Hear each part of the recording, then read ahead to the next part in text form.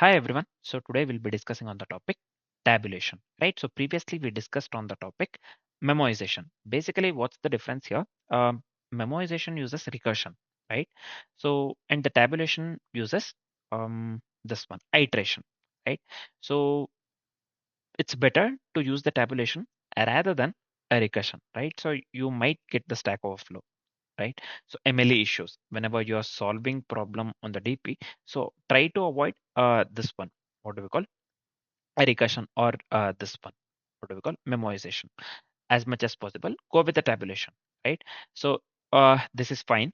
So let's get into the definition part first. So tabulation is a bottom-up dynamic programming technique. So one more thing, tabulation is bottom-up as well as this one, memoization is top-down approach. It uses top-down dynamic programming technique. It's a top-down dynamic programming technique, whereas tabulation is nothing but bottom-up dynamic programming technique. And bottom-up dynamic programming, so it's fine. Bottom-up approach uses iteration, and this one, top-down uses a recursion. Just remember this one. That's it. That's the main difference between memoization and tabulation, right? So this is fine. Let's get into the definition part. Tabulation is a bottom-up dynamic programming technique where we iteratively build solutions from smaller, this one, what do we call? Smaller subproblems and store them in a table. Yep. So first thing, first we will be solving the this one smaller subproblems, and then will be this one moving on with the main goal actually, right? So when it comes to this one, memoization, first what we are going to do, we'll solve the big problem, then we will move on with the smaller sub problems. That's what we will be that's what we had done in the this one memoization. Now within the tabulation, what we'll be doing, we will be iteratively building the solutions from the smaller sub problems, and then we'll be storing them in the table. It's as simple as that. Now each state is exactly computed once. Yep, each state is computed once, eliminating the recursion and repeated work. As we are going with a iteration, each state will be computed exactly once. Yep, eliminating the recursion and repeated work, right? So and now let's move on with the algorithm explanation. First thing what we'll do, so we'll identify the DP state. First what we'll do, we'll identify the DP state that represents the subproblem. Simple.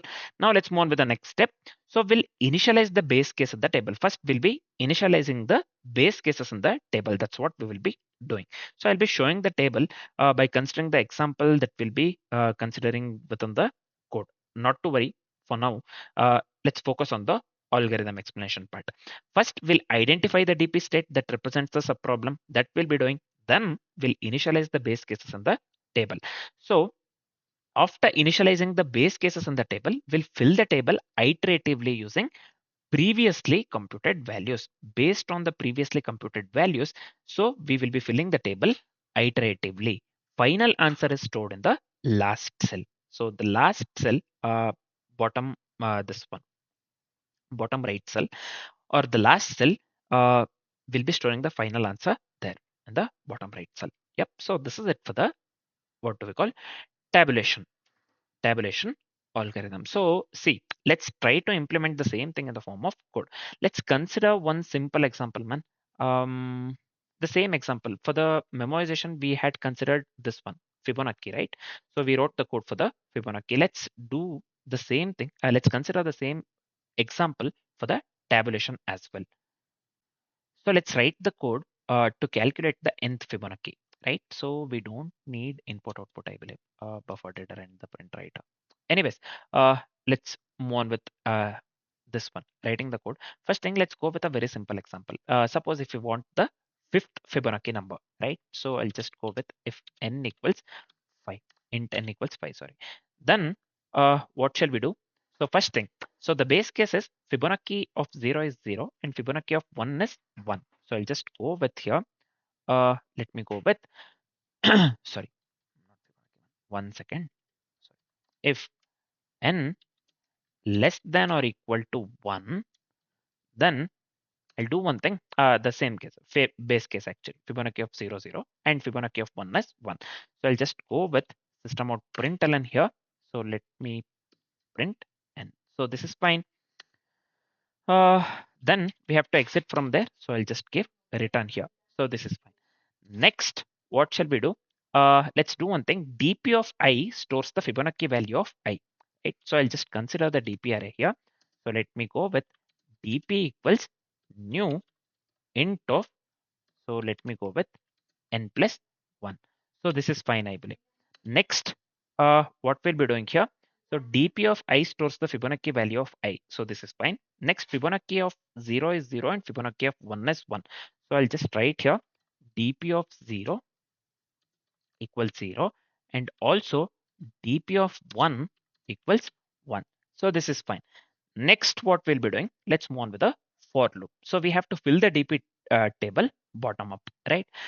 So as per the discussion, we have to fill the dp table bottom up. So I'll just go with a for loop here. So we have to start from 2, I equals 2, I less than or equal to n, finally I plus plus. So this is fine. Let me delete this one. Yeah, within the for loop, what we'll be doing. So first thing, so I'll just write it in this way. dp of I equals dp of I minus 1 plus dp of I minus 2. So this is fine. So why this is screaming here? Yeah, I have misspelled int here.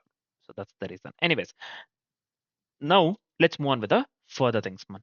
Yeah, let's move on with the further things. We are almost done with everything. All we have to do is we have to print the result, or we have to print the final answer. So let me go with s out here, system out println. So let me go with dp of n, dp of n. It's as simple as that. Yep. So let me format the code so that this looks good. So let's check. Do we have any typo? Yeah, we do have here. So this is n less than or equal to 1. Yep. So this is fine. Do we have any other error? Let's check. So we are not making use of this one. We can just remove this one. This is not required actually. Anyways, as we are going with a pure iteration. Yep. So this is also not required. Yep. So let's do one thing. We do not have any error, I believe. So before running the code, let's dry run the code so that we get to know whatever the code that we have written is correct or not.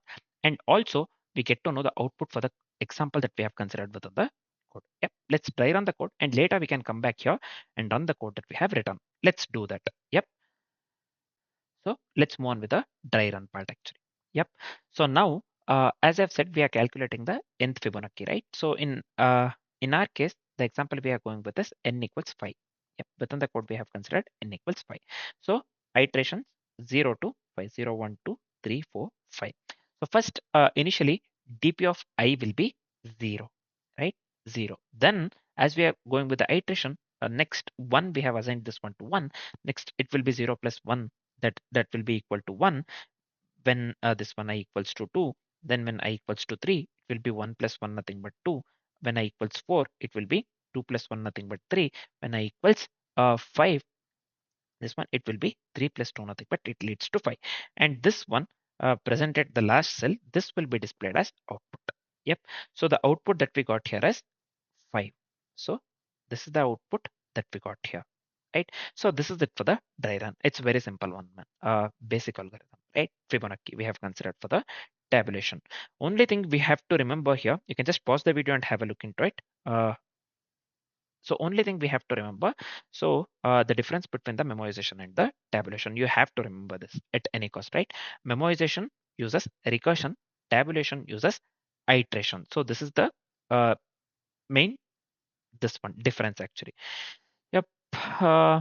Then yep, it uses bottom up, right? So this tabulation uses bottom up dp, and this one memoization uses top down dp. Yep. So these are the main differences that we have to remember at any cost, right? So usually to prevent the this one MLE, if you are solving the problem, actually it's better to go with the tabulation rather than the this one. What do we call? Mm, memoization. Yep. So this is fine. Now we are done with the dry run. We have discussed the algorithm. We have written the code. We have dry run the code accordingly with the example that we have considered within the code. So we are left with only two things: running the code that we have written. If everything goes right and if we get the desired output, then we have to discuss the complexities for the code that we have written. Let's do that. Yep. So let's run the code that we have written. So I'll just come here. Let me run the code. Yeah, see here, the output that we are getting is 5, which is absolutely correct actually. Yep, so this is fine. We are getting the desired output. Now let's do one thing. Yeah, we are left with only one thing, nothing but discussing the complexities for the code that we have written. Let's do that. So what is the time complexity? So what will be the time complexity for the code that we have written? So the time complexity would lead to big of n. You would have already guessed. Why it is big of n? See, each state is exactly computed once here as we are going with the iteration. So the time complexity would lead to big of n. So what will be the space complexity? Space complexity would lead to big of n as well, because we are going with a DP table of size n plus 1. You can just check. So I have given n plus 1. We have considered n plus 1, right? Of size n plus 1. So overall space complexity would lead to big of n as well. So the time complexity and the space complexity for the code that we have written would lead to big of n and big of n respectively. Right. So now we are done with the tabulation part. Mainly, remember the difference between the memorization and the tabulation, and just we just have to go with certain instinct. That's it, or intuitiveness, right? So you just have to know when to use the tabulation and when to use the this one memorization. Yep. So that's the main thing. Yeah, and you have to know the difference at any cost, right? So this is fine. Yep. Now we are done with the tabulation part. Now next what we'll be discussing, let's start the algorithms one by one, right? So first let's go with the Fibonacci DP, and then we can just go with the 01 knapsack and other algorithms, right? Unbounded knapsack, 01 knapsack, there are so many algorithms, right? So if I want to mention, we'll be going with 01 knapsack, uh, this one unbounded knapsack, subset sum, partition DP, longest common subsequence, longest increasing subsequence, edit distance, matrix chain multiplication, DP on grids, DP on subsequences, intervals DP as well, bitmask DP as well as digit DP. So these are the algorithms that we'll be considering within the DP based algorithms. So next we'll be discussing on the topic Fibonacci DP. For now, this is it. Thanks for watching, guys.